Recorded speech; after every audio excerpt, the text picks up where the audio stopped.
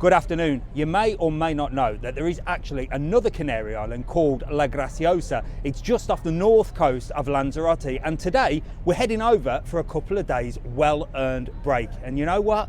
I'm going to take you with me. So I'm here in Orsala, which is the gateway from Lanzarote to Graciosa. We're going to take the Linnaeus Romero ferry, as always, and I'm going to show you all around this beautiful island. So stay tuned. It may be one video, it may be two, it may be three, who knows. Make sure to like, follow and subscribe for everything Canary Islands. Let's go to Graciosa.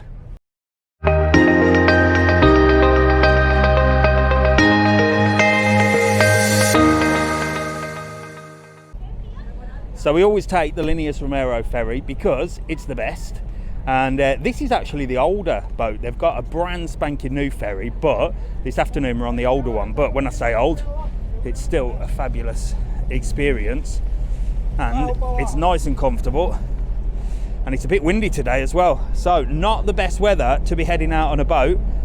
There's a lot of waves, and I'm going to be honest with you, I ain't looking forward to it.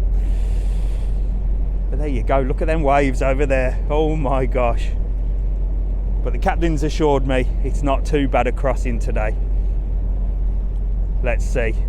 So the crossing was relatively easy, to be honest. Only a little bit bumpy as we turned the corner heading towards the island. Apart from that, it was plain sailing all the way. Now, we arrived in Caleta de Sebo. Mrs. Travelon went to get the luggage, and I headed towards the office to get the keys for our apartment.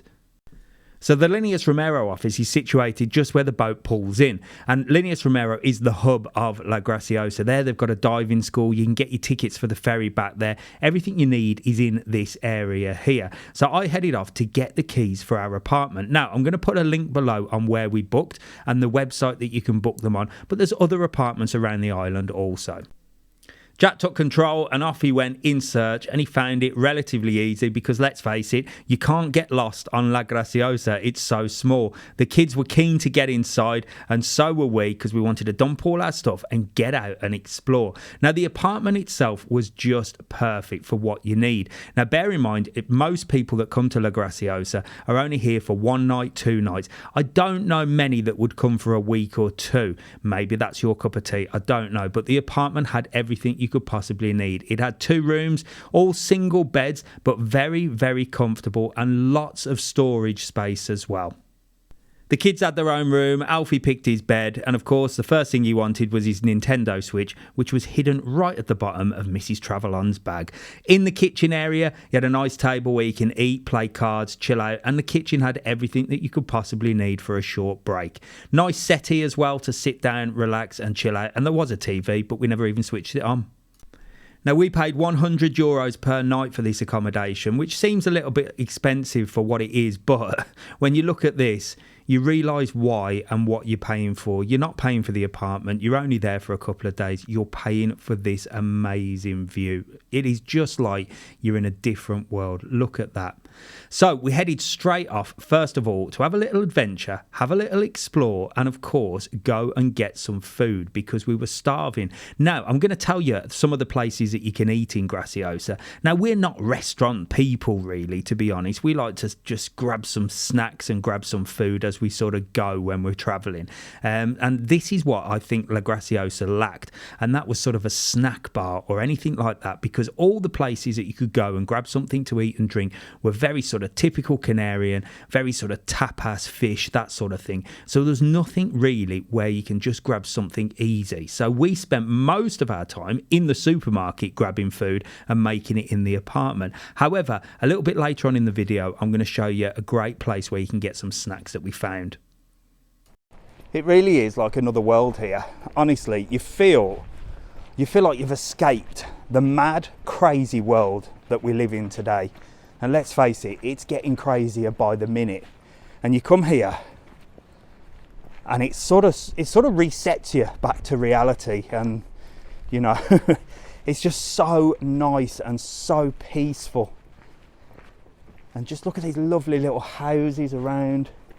There are a lot of locals that do live here, but I have noticed that a lot of the places are up for rent. Obviously holiday homes, Airbnbs, that sort of thing.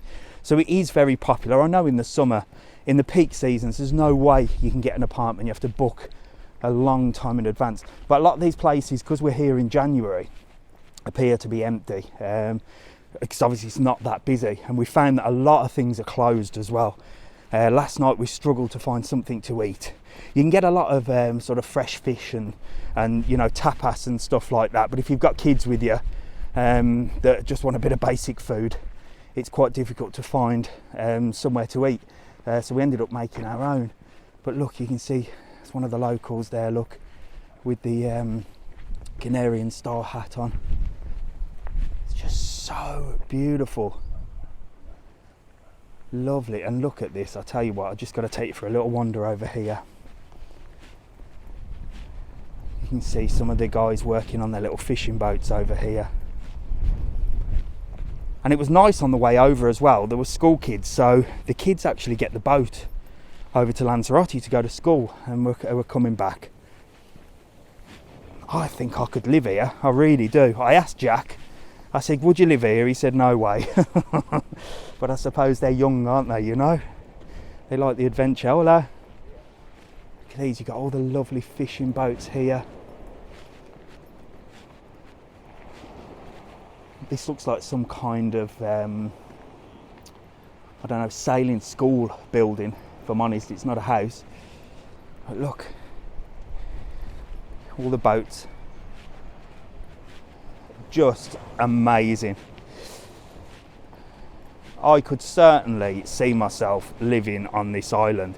However, with only one supermarket, I think I'd struggle. I really do.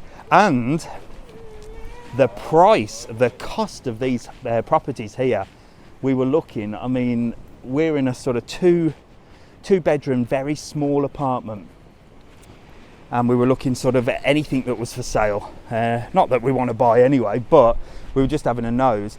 And we're talking about 450, 500, up to $1 million for a house here on La Graciosa. Look at that. And I'm going to be honest, I don't think you'd be able to buy one. I think it's very, very controlled as to who can buy property on this island.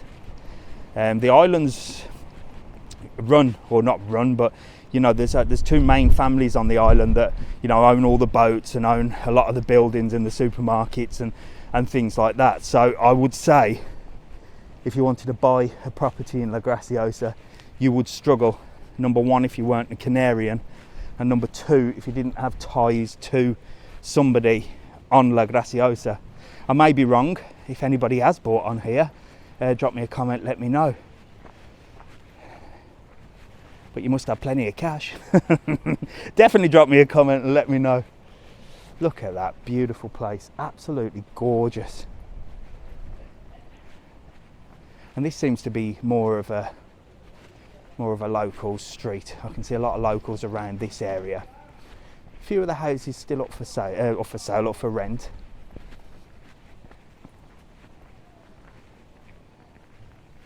But it's so nice. So we're heading in that direction to Caleta de Sebo. We're going to get something to eat, something to drink. I don't know where them lot have gone actually. They've left me to my own devices. Here's these lot, look. I think they're absolutely worn out. Absolutely worn out. We're going to go get some food. You hungry? Oh, is this our apartment? Oh, there you go. We've made it back. I didn't even know. Right, let's go get some food. So we headed into Caleta de Sebo to get something to eat, and these are the sort of restaurants that are at the front. Now, some of them were closed because it was January. There was a beautiful restaurant just to the right-hand side there, and up that street there was a few different places. There was a burger bar as well, but it was closed. And then on the front, you've got these small cafeteria bar areas. Now, I didn't see anybody eating in these, but I know that they do serve sort of small tapas dishes. So we were just in search of something quick and easy for today, and we just wanted to get it down us and get on with exploring the island. Now, like I said, the supermarket is ideal for that because you can grab some bread, you can grab some meat, you can make yourself sandwiches, crisps and stuff and eat those in your apartments. But we did find this lovely bakery that does fresh baguettes and loads of different cakes. It was just beautiful. So there you go, that's right on the front. Now, next video coming up is our walk from Caleta de Sebo to Pedro Barba. That's the next video. Make sure to like, follow and subscribe. Turn on notifications. I'll see you in the next one.